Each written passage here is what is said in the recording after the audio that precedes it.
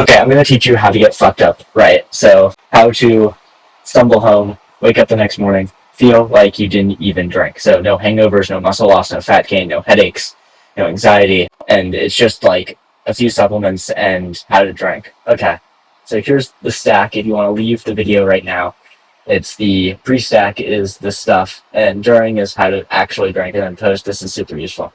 You can like screenshot this if you don't want to watch the video, but I'm going to explain all this in like biochemical detail. So I recommend learning why all this works because you can make your own stack. Okay, we're going to start with during. So most of the alcohol toxicity you're going to feel is going to come from the number of grams of ethanol you actually consume, not the amount of drunkenness you feel. So if you drink like a lot of alcohol, but you eat a ton of food, you're like mixing it with like water, and you're like trying to get not very drunk off the amount you drank, you're not actually saving yourself from a hangover, you're just getting less drunk. And this is because alcohol is turning into acetaldehyde, which is the main driver of inflammation, because acetaldehyde, the primary metabolite of alcohol, is much more toxic than alcohol itself. And it's going to cause a lot of damage to your system. So what we're going to do is we're going to increase the amount of buzz we can get per unit gram of alcohol. So basically you want that drink to fuck you up like 3 or 4 drinks would otherwise. And then we can also stop some other side effects while we're at it. So we're going to drink fasted. Essentially, so here's how this works. Your GI tract, your body absorbs all the alcohol, and it's correlated with the surface area. So if I take like a wall and I like spray it, it's the surface area of that wall. So the more surface area that's available for your body to absorb from, the faster it can get into your system. And the faster it gets into the system, the more like buzz you'll have. So I have these graphs lined up. So essentially, if we completely get rid of alcohol clearance, we just like inject alcohol into a tank of blood, 1 drink, which is 14 grams, over 30 minutes. It's going to rise, and it's going to stay out. So like if you have like a fish tank and you're just injecting it over 30 minutes, you're absorbing it. And this is assuming your body can't clear it. It's just going to go up, and it's going to flatten out, and it's going to stay like that until eternity. Now, if I absorb it, here's what it would look like without clearance. But since we are clearing it, and it clears at a linear rate, it clears at 1 drink per hour when you drink. So this is what it looks like because it's absorbing 1 drink per hour. You see, the amount of buzz you actually end up getting, the peak buzz, is at that 30-minute mark, and it's only half of the alcohol you actually consume. So it's lame. This is like lame as fuck. You're not going to feel anything. You're going to have to spend extra money on drinks, and all of that alcohol gets converted to acetaldehyde, and you're fucked up for no reason at all the next day. So if we then speed up the rate at which it entered our system, notice it's the same amount of drink. We're just getting it in faster, and then it cuts off. With metabolism, notice your buzz is much fucking higher. It's like, well, this is the peak buzz that happens after 30 minutes, half an hour. This happens after 6 minutes, and it's much higher. And notice what we care about is for peak buzz and buzz throughout the night is this area under the curve. This is how much buzz you're getting, and this is the curve. So you just want to maximize whatever this area is. And the way you do that is to increase absorption as much as possible. And another way we can do that is with carbonation. So not only are you going to do it fasted to increase the available surface area, carbonation expands the lining of your stomach tract. So we're going to basically, because of the carbonation, like you shake a bottle and it like expands, or you've done those like balloon experiments where like you put baking soda vinegar in a balloon and it expands the balloon. That's what you're doing inside your system. So you want to drink with a carbonated mixer. So that's usually going to be club soda or some sort of soda. Generally, club soda, sugar-free, is going to be better. I'll explain why in a minute.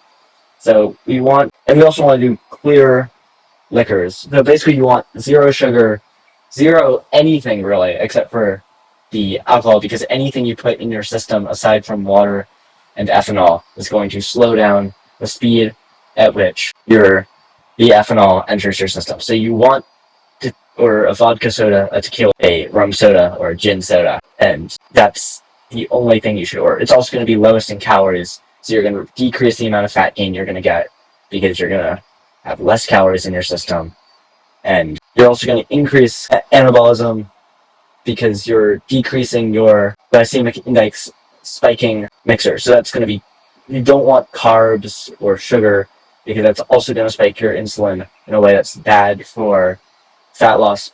Alcohol itself is lipogenic. You want to essentially decrease, you basically want alcohol to be the only agent negatively impacting your system when you drink it. So what you want is vodka or Blanco tequila sodas, and what you want to avoid is like Long Island iced tea, too much sugar, rum and coke, sugar, beer, carbs.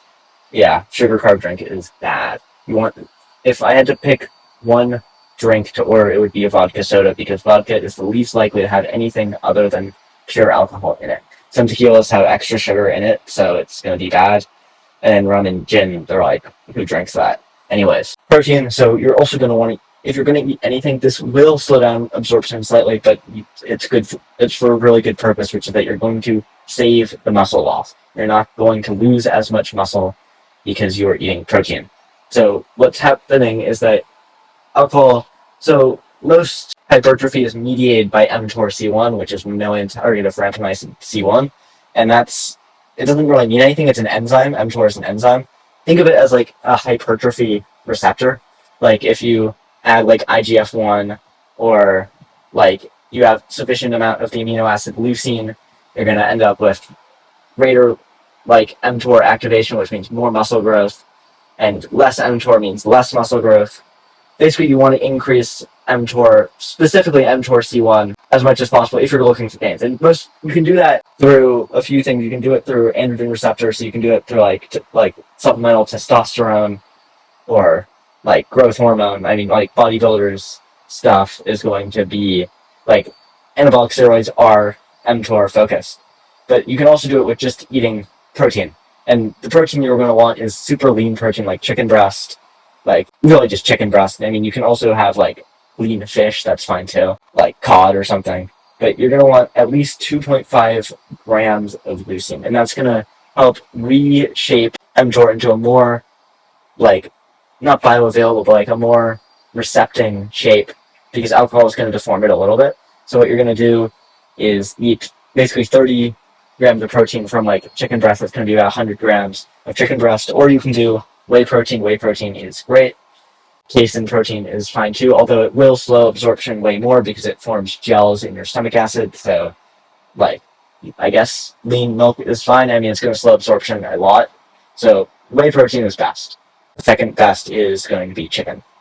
But unless you're at like a fitness bar or something, you're not going to be able to get a like scoop of whey protein. So I recommend there's going to have like bar snacks or whatever. Get like a bar snack that's like grilled nuggets or something. Like you'll find something, or like you'll get like a grilled chicken sandwich and take off the bun. Try to avoid carbs, try to avoid fat. It's just not going to help you very much. And we're going to hydrate too. Hydration is unfortunately also going to slow absorption, which is kind of stupid because basically your absorption is going to maximize around 20% alcohol per volume. And that's going to be reached from a like drink in a mixer and not going to be it's going to lower below that with the more water you add. But essentially what's happening here is that alcohol is a diuretic through ADH, antidiuretic hormone, and that's going to cause diuretic effects. And the natural cause of that is that you're going to lose water. You're going to become dehydrated very quickly. And that's also that reaction where you lose water is going to encourage your cells to store water. Or it's going to encourage your body to store more water, and that's going to lead to a rise in aldosterone. And aldosterone essentially changes the dynamics of potassium and sodium pumps inside cells to push more water out of the cell. And extracellular water is what's going to cause bloating. It's what's going to make your face look like super fat. And you're going to try to avoid that. And you want specifically for potassium and magnesium, because those are the ones you're going to lose the most of. The problem with like liquid IV is that liquid IV has a lot of sodium, which you're not going to lose a lot of because your body is trying to pump out potassium as much as possible because you're losing water. It's not trying to pump out sodium because sodium is going to help you retain water. So it makes zero sense to try to add sodium to your system. You just want to add potassium to your system. Coconut water is great. I mean, it has some sugar in it, but low doses, you're going to have enough potassium and it's not going to be too much sugar. Like, if you can find like an online electrolyte packet, like where it's like not that much sodium and it's mostly potassium and magnesium, great. You can also like bring a debloating supplement, like that works too. Whatever works. You just want potassium and you want magnesium. Oh, avocados work too, but like who's eating avocados at a bar? I mean, like just bring like a like pill of like potassium or something. Okay, so that was I'm going to cover before now, but just to review, you want like tequila soda fasted, and you want to hydrate with potassium and magnesium specifically, not sodium. And so before, this is going to be like a supplement stack that's going to help you reduce your aldehyde exposure and basically increase the buzz per unit alcohol consumed. So I'm going to cover some pharmacology. You can skip to whatever time video. Yeah, you skip this, but it's sort of useful to know. Alcohol gets converted to acetaldehyde by alcohol dehydrogenase. It chops off a hydrogen off of alcohol, turns it into acetaldehyde, and acetaldehyde gets converted to acetate by acetaldehyde dehydrogenase. So there's alcohol dehydrogenase ADH and acetaldehyde dehydrogenase ALDH. And acetate doesn't really do much, and it's used in the Krebs cycle, citric acid cycle. That's where you get the 7 calories per gram of alcohol. That's where it comes from. Acetyl-CoA, NADH, and NAD+ imbalance. It causes an imbalance which causes ATP and AMP to turn into adenosine. So adenosine triphosphate, in times of like your body has trouble metabolizing alcohol, great. I mean, it works, but it's like, So it ends up resorting to its own reserves of ATP a lot. So it turns from adenosine triphosphate to adenosine diphosphate to adenosine monophosphate, and eventually adenosine. And adenosine, if you know anything about caffeine, is going to cause sleepiness. It's going to help you feel fatigued. And mostly this is a problem in the morning after, more than anything. But we're going to talk about it for what to do before. So alcohol works by positively allosterically modulating GABA A receptors. And GABA basically calms your brains down. It shuts your brain off. It decreases the amount of signaling that's occurring in your brain. So it's going to cause calm, sedation, CNS depression, and lower neuronal activity. And lower neuronal activity is important because it's also the reason why you're going to have lower growth hormone, and it's also why testosterone is suppressed. I'm not going to talk about it here, but it's something that's interesting to know, is that the reason why alcohol inhibits growth hormone and testosterone is because gonadotropin releasing hormone and growth hormone releasing hormone are both released in neurons in the pituitary. So you're lowering neuron activity, meaning that you're secreting less growth hormone releasing hormone and gonadotropin releasing hormones. It actually has to do with the calm sedating effect, not like a physiological thing in the organs that produce growth hormone and testosterone. So alcohol itself isn't actually very toxic. It just causes a whole bunch of symptoms, like it doesn't cause the hangover itself. It doesn't really do much. It's like a pharmaceutical or whatever. It's just like a drug that decreases brain activity. It's acetaldehyde that does all the hangover symptoms. So we already talked about alcohol dehydrogenase and aldehyde dehydrogenase.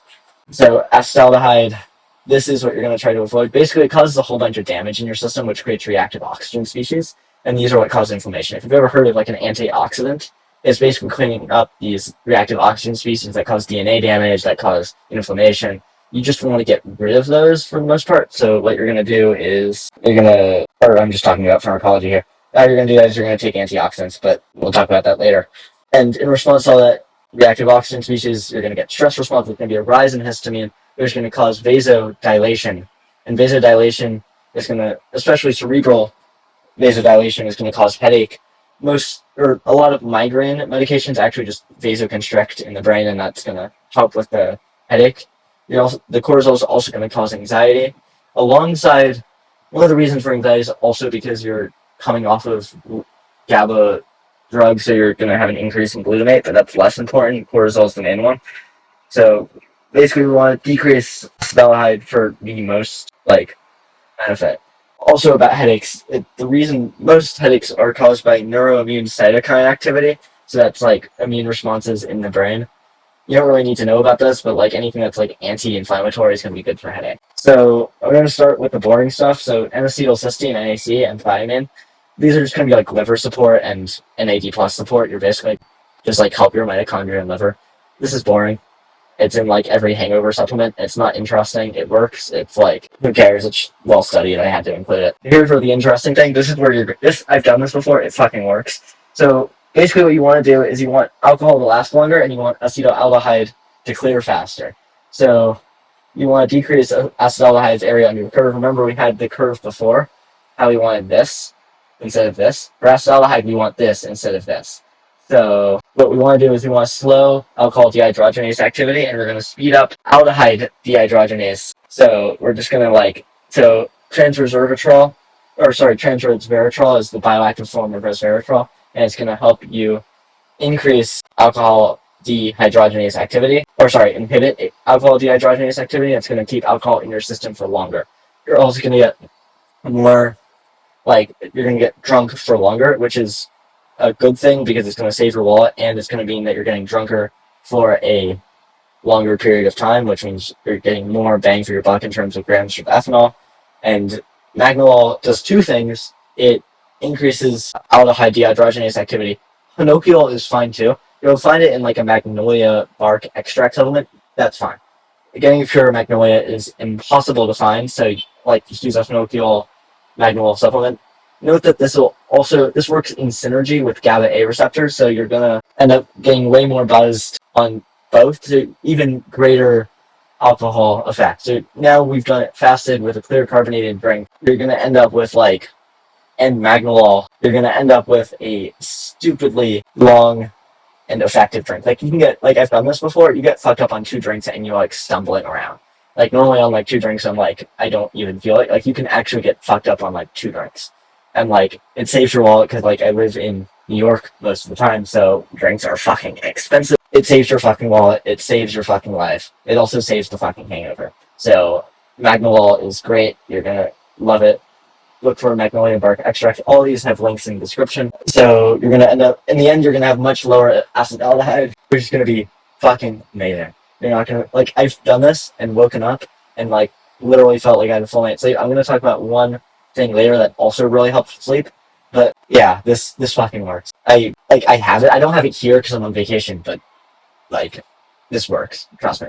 Note that Aldo 1 can be a replacement for magnolol, but it's a research chemical. It works way more effectively, and it's not gonna make your drink stronger.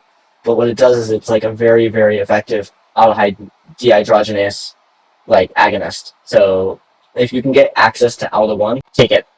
Trust me, it'll work. I mean, I've never taken it, but randomized control trials or whatever, and biochemical models suggest that it's super effective. It can work for making Aldo 1 is the perfect hangover cure, but no one talks about it because it's super hard to get.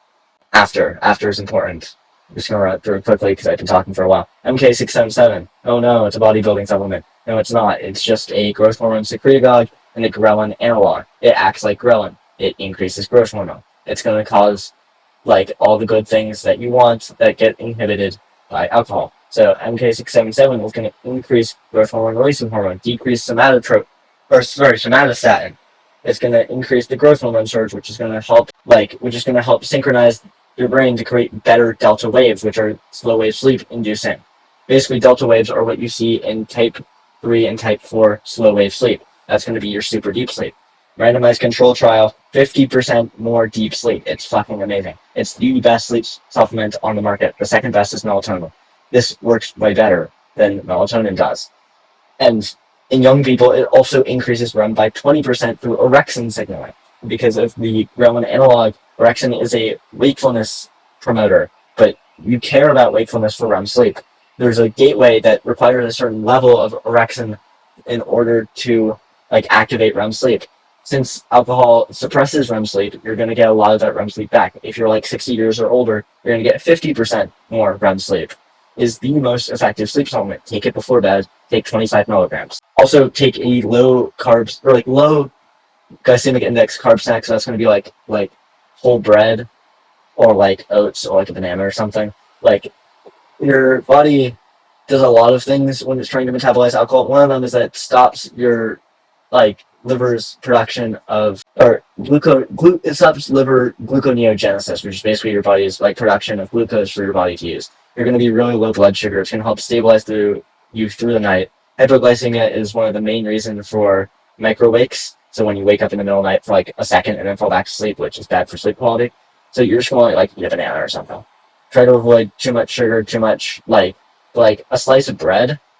Just eat a slice of bread, you're good. Some more hydration. This time we're also going to get into calcium, because calcium is an excitatory. I don't really it's going to your body uses it for positive signaling. So like calcium is a like ion used in neurons for positive signaling, or like potassium is used for negative signaling. Essentially, it's going to just offset some of that like depression from alcohol, the CNS depression. It's not going to do too much if you already have enough calcium, but whatever, it works. And you're going to keep up with the magnesium and potassium because that is going to help you not have high aldosterone and look like an idiot in the morning. Go to sleep. Caffeine. Remember adenosine from before, from ATP to AMP to adenosine. You're going to have a shit ton of adenosine in the morning. You're going to feel like shit. So you're going to take about 100 milligrams more caffeine than you usually do. And so that's like a cup and a half of coffee. Like you can also get like those like energy drinks. Those are fine. Like take about, so, and that's going to help block the adenosine. You're basically like, instead of, you're blocking A1 and A2A receptors, which are two of the four main adenosine receptors. You know how caffeine works. It makes you less tired. It gets rid of headaches. It also does vasoconstriction, which is going to help with the headache. And it's great. Take it. Go to sleep. Like, eat like a normal human. Like, this is stupid, but like high protein, low carb, like just eat healthy. And you can like walk around and do exercise. It's going to help like regulate your blood sugar levels. Be a healthy human. It's going to help with the hangover, which should not exist anyway. But if you're still like, if you drank like 7 drinks, like totally blacked out, vomited, whatever, you shouldn't be hungover. But if you are, like, just like exercise, eat pretty well. Like, I'm in Bali right now, but like if you eat, say, like I get these like really nice bowls which is like red rice or brown rice with like chicken and salmon. Like, eat that. Just eat that. Oh yeah, MK677 slightly decreases insulin sensitivity, but like in one dose it doesn't matter. We're talking over doses of like 4 to 5 months if you're doing it every day. It's fine. But yeah, just eat like a normal human. So extra stuff, you can, antioxidant supplements are gonna help with everything, and it's just gonna help you live longer, gonna help you feel better. It's like ginger, turmeric, astaxanthin is great. And you can also take like Tylenol, ibuprofen, acetaminophen. Like, that's just gonna help with headache. I mean, it's just normal hangover stuff. Anyway, that's all. I'm gonna go back to the start slide so you can see it all. This is the stack. Enjoy, and enjoy getting fucked up.